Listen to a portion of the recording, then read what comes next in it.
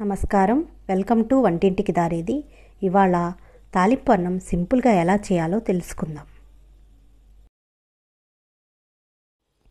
తాలింపు అన్నం లేదా వేపుడు అన్నానికి కావలసిన పదార్థాలు: వండుకొని చల్లార్చి ఉంచుకున్న అన్నం, తాలింపు దినుసులు, పసుపు, ఉప్పు, తరిగి ఉంచుకున్న ఉల్లిపాయలు, పచ్చిమిరపకాయలు, కరివేపాకు. దీనిని మీ ఇంట్లో మిగిలిపోయిన అన్నంతో కూడా తయారు చేసుకోవచ్చు.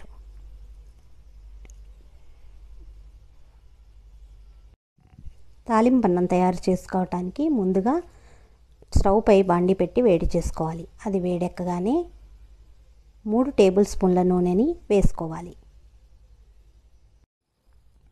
ఆయిల్ వేడెక్కిన తర్వాత 2 టేబుల్ స్పూన్ల తాలింపు దినుసుల్ని వేసుకోవాలి. వాటిని బాగా వేయించుకోవాలి.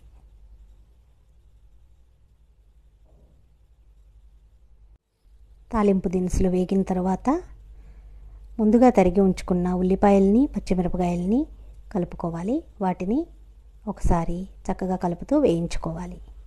ఇలా వేగిన వాటికి కొంచెం కరివేపాకును కూడా వేసి కలుపుకోవాలి.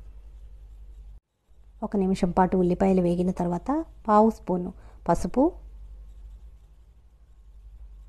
1/2 స్పూను ఉప్పు వేసుకొని కలుపుకోవాలి.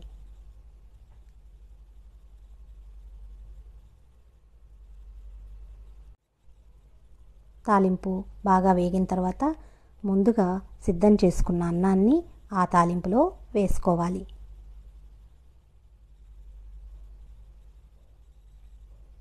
ఆ తాలింపు అంతా అన్నానికి బాగా కలిసేలా కలుపుకోవాలి.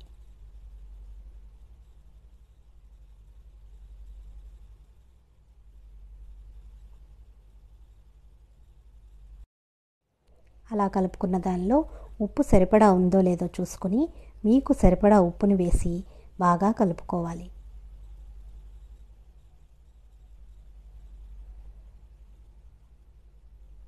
ఐదు నిమిషాల తర్వాత తాలింపు అన్నం సిద్ధమైపోయింది. దాన్ని ఒక బౌల్లోనికి తీసుకుందాం.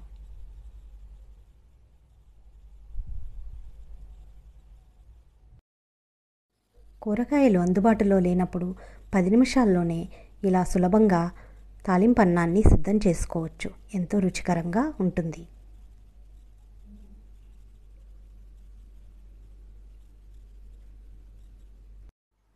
ఈ వీడియోని లైక్ చేయండి, షేర్ చేయండి. మన వంటింటికి దారేది ఛానల్ సబ్స్క్రైబ్ చేయండి, బెల్ ఐకాన్ క్లిక్ చేయండి. నమస్కారం.